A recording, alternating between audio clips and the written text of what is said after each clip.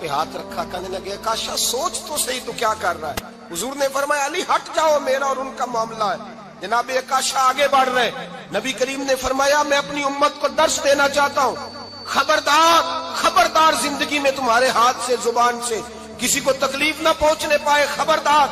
یاد رکھنا وہ معاشرے بگڑ جاتے ہیں، وہ معاشرے تباہ کر دیے جاتے ہیں جہاں ظلم ہوتا ہے، جہاں زیادتی ہوتی ہے، جہاں لوگوں کو ستایا جاتا ہے۔ محبوب کریم کے قریب آئے حضرت عکاشہ، کہا حضور میری پیٹھ ننگی تھی، آپ بھی ذرا کپڑا ہٹائیے۔ نبی کریم نے پیٹھ سے کپڑا ہٹایا، جناب عکاشہ نے درہ جو اٹھایا تو صحابہ کی چیخیں نکلی۔ حضرت عکاشہ نے درہ دور پھینکا، حضور کے بطن اطہر سے لپٹ گئے، چومنے لگے، کہنے لگے حضور وہ تو صفیں سیدھی کراتے لگ گیا تھا، آپ نے کہاں مارا تھا؟ یا رسول اللہ میں تو بہانہ بنا رہا تھا کہ جاتی دفعہ مجھے وجود چومنے کا موقع نصیب ہو جائے، مجھے یہ موقع نصیب ہو جائے۔ میرے حبیب نے فرمایا جس نے جنتی دیکھنا ہو میرے عکاشہ کی زیارت کر لے۔ بھائی ظلم کا دروازہ کھلا ہوا ہے اور لوگ بھول جاتے ہیں زیادتی کرتے ہوئے، وہ بہو سے ہی کیوں نہ کریں، وہ اپنے گھر کے بھول جاتے ہیں کہ شاید پوچھنے والا کوئی نہیں، شاید میزان نہیں لگے گا۔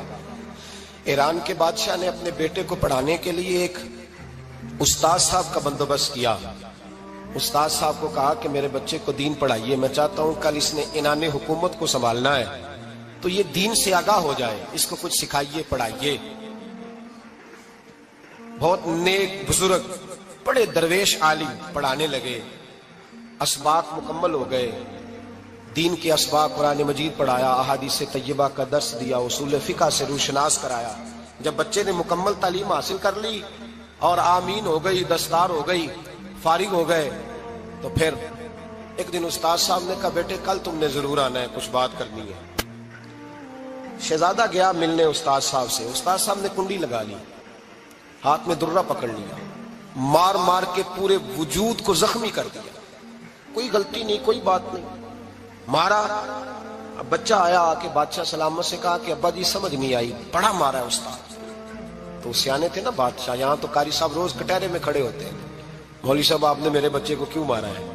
آپ 8,000 کے مولوی ہیں، میرا کئی کروڑ کا بچہ ہے، سویرے بدل لیں گے، خبردار آپ نے بچے کو ہاتھ لگایا، اپنی حیثیت میں رہے معاذاللہ۔ جو قومیں استادوں کو کٹہروں میں کھڑا کرتی ہیں وہ ترقی نہیں کر پاتی، جو استادوں کو کٹہروں میں روز کھڑا کرتی ہیں۔ کہا ابا جی بڑا مارا ہے، تو والد بڑے سمجھدار تھے، کہنے لگے بیٹا استاد باپ ہوتا ہے، وہ زیادتی نہیں کرتا، کوئی بات ہوگی میں تیرے استاد کو کٹہرے میں نہیں بلاؤں گا۔